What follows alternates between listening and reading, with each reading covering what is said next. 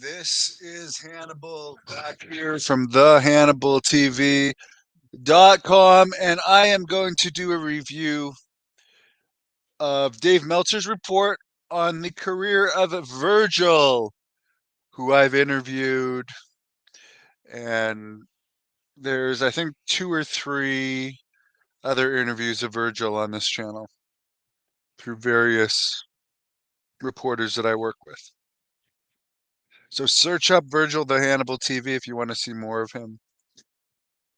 I don't think Meltzer was a fan of his, but he does go through the career very well. But and again, there's a lot more in the Wrestling Observer for people that wanna get it. I just skimmed through stuff, and I did almost an hour report on Ole Anderson, his his career from about an hour ago. If you want to look that up to know more about him, who also passed away this week. This one's going to be a lot shorter. His real name is Mike Jones. And he had a successful career for quite a while under the name Virgil and Vincent. Those names were given to him due to, according to Meltzer, pettiness of wrestling promoters.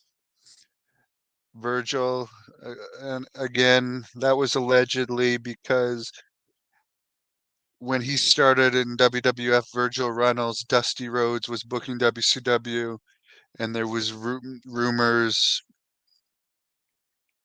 he didn't like black people, so they gave this black servant gimmick to Virgil. From what I understand from the shoot interviews that I've heard. That's me, Devin Nicholson, what I've heard. And Vincent in WCW was just a shot at Vince McMahon. I would say I wouldn't call those pettiness. I mean, that's just more funny, I would say. That's my opinion of that. Like to give him the names of each. I wouldn't necessarily call that petty. He passed away on February 28th at 72. And I do think he had some talent and a great look, at least when he debuted in WWE. Apparently, while most list his birthday as April 6th, 1962, his family has stated that while the day is correct, he was actually born in 1951. He was known as Virgil in WWF from 87 to 94, with a brief return in 95. The name was given to mock Dusty Rhodes. The idea of Virgil being a black man servant to Ted DiBiase, the $1 million man whose character was based on Vince McMahon. From 96 to 99, he went to WCW as Vincent, the company's way of knocking McMahon. I also think they were hiring everybody that had been in WWE that didn't have heat with WCW, not just Virgil. He goes on to say, in the case of WWE, well, the name was meant as a rib, the character of the muscular bodyguard and servant who would eventually turn on his master was an obvious logical role. The WCW role was more of an inside rib. Later in WCW, his name was Shane. He was also Curly Bill. One other thing I'll say about WCW, and again, I'm reading Meltzer stuff, but I'm just telling you, I was a huge I've Virgil. I'm very familiar with his career because at the time he was wrestling in the major leagues was the time I was following it very closely. And from what I understand from listening to Bischoff talk about Virgil, he's a very reliable guy. A lot of wrestlers are unreliable. I can tell you that from firsthand experience being in the business since 2001. He had a name. People, when you're flipping through the channels, you recognize him. Or at house shows, Virgil even said this in an interview with me. If Bagwell, who's unreliable, isn't going to show up, they call Virgil. He'll get on the next flight down there to replace him. He's a reliable hand that is better than a local jobber to use, and as you'll see in all of his interviews on this channel, he never says a bad word about anybody. So, I mean, if you never talk badly about anyone, my guess is he's probably like that in the dressing room too. So if you don't have heat with anyone because you don't talk bad about people, at least in those days, 'cause the only heat I've heard about him comes from post WWE, which we'll get into later. I mean, he's a good hand. I wouldn't necessarily call him a bad wrestler. He's passable wrestler, not the most charismatic, but he was over in WWE. Meltzer goes on to say he suffered 2 strokes in 2022 and had been battling dementia. In May 2002, it was said he was diagnosed with stage 2 colon cancer. His sister said he had 2 strokes but did not have cancer. And his Twitter was run by these guys, the Megan boys, who also used to run Iron Sheik's Twitter. It was not actually Virgil. And my dealings with them, let's just say, I don't hate them, but they're your typical wrestling promoter. Jones was born in Wilkinsburg, Pennsylvania, was a defensive back for Virginia Union University. After college, he went into bodybuilding, and after meeting Tony Atlas in Pittsburgh, Atlas recommended that he try pro wrestling, sent him to Alpha and Noah for training. He worked in Pittsburgh and on the Indies before Jerry Jarrett gave him a shot as Soul Train Jones. Jones was never much of a wrestler inside the ring, passable at best, although his long-term role was to feud with Ted DiBiase, one of the best in the world at making people look good. The belief was his limitations were fine. Maybe I don't remember. Maybe I don't remember.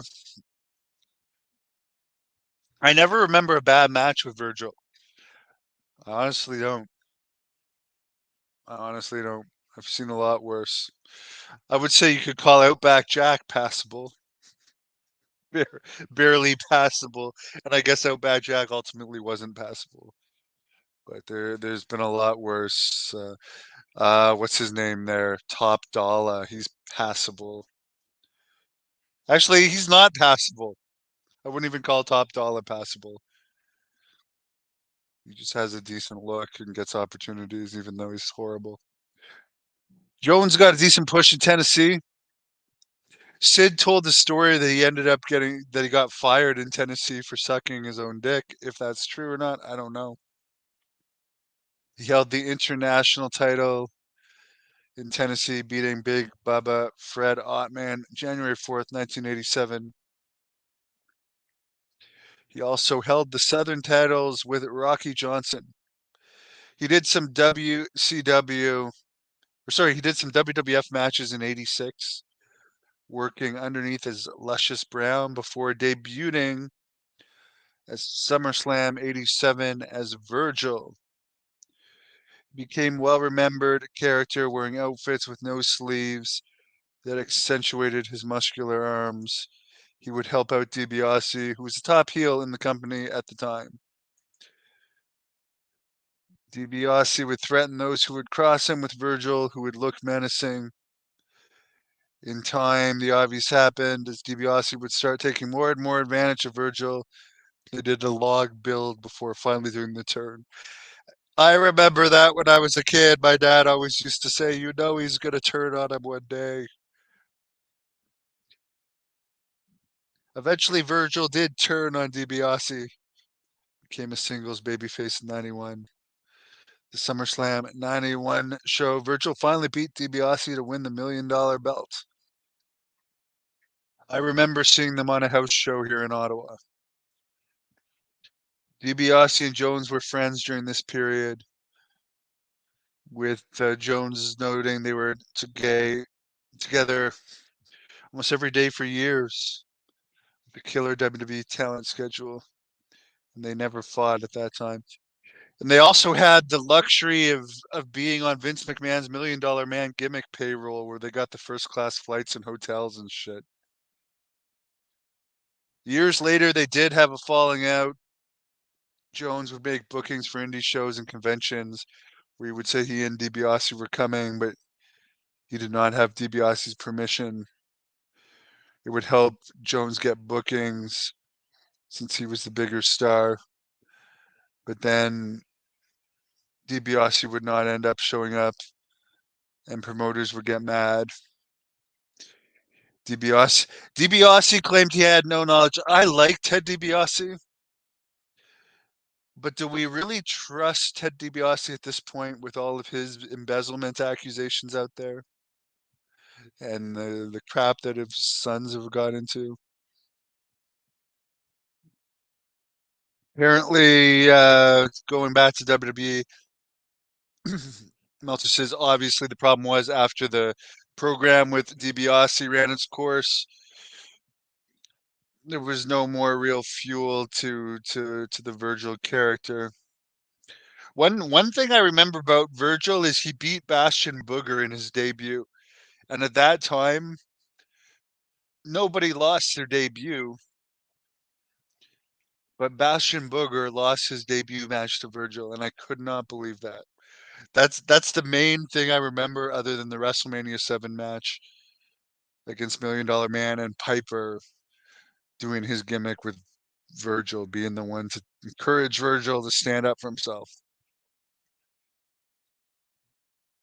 Apparently, everyone in wrestling believed his fake birthday,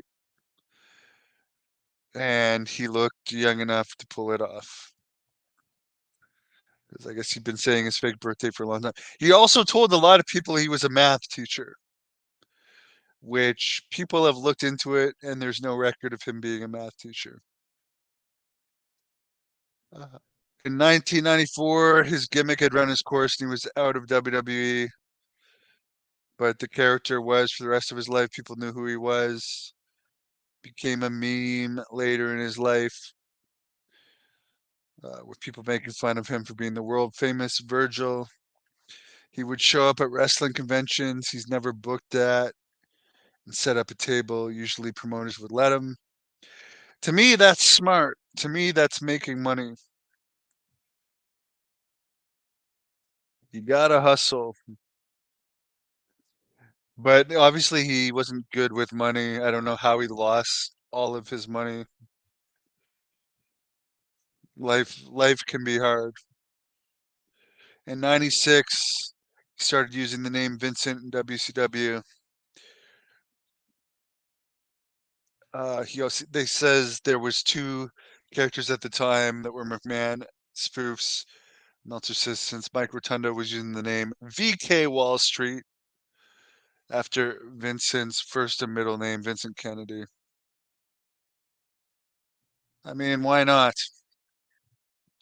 The VK Wall Street. He never really was over in WCW ever, Mike Rotundo. I mean, you could say the Varsity Club may have been somewhat over, but that was more NWA. Everyone remembers Mike Rotundo as IRS. And by the way, there's shoot interview clips of Mike on this channel that I bought. He seems like a great guy. In WCW, Vincent was put into the NWO group with DiBiase, who has retired, but he was the spokesperson in character. I'll just take a quick detour to say DiBiase at WCW was so bad. He was useless, absolutely useless. Glad he made a lot of money. Remember when they had DiBiase manage the Steiners?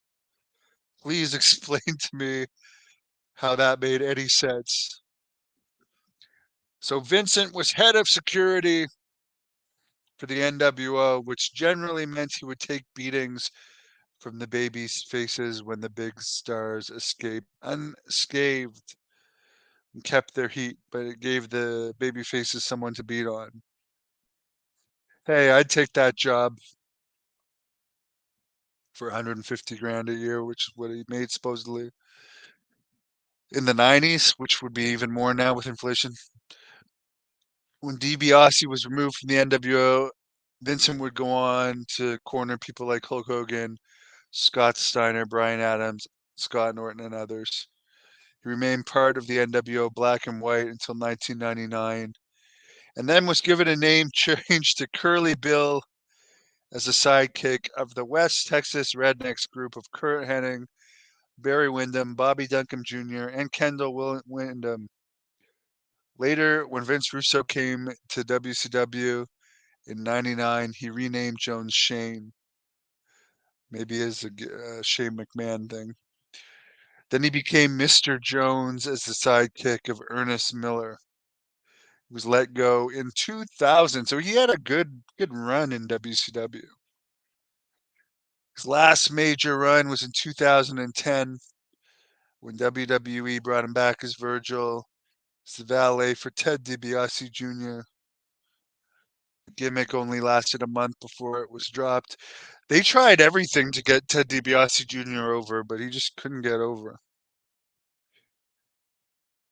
Chris Jericho brought him into AEW in 2019 and 2020 as Soul Train Jones, a second for Jericho's inner circle group, essentially the new Ralphus, comedy sidekick Jericho used in WCW. You see, and here's the last part that I don't think Meltzer has this correct. Jones got a college degree and at one point taught high school math during the week and did conventions on weekends after his time in WCW ended. I've had people look up where he claims to have taught high school math, and like there's no proof of it. People have looked up. Just think about how destitute he was at the end. If the like you get, I don't know what you get paid in the States, but in Canada here you get paid decent as a teacher. And if he actually had the ability, or who knows if he even got his degree, but like if you have a degree and are able to teach high school, you shouldn't be living in somebody's basement with everything in one room. Plus doing wrestling conventions on weekends, like where would his money have possibly gone? Plus getting GoFundMe's and stuff. It just doesn't make sense. Low Nelson. I wish WCW would be back too.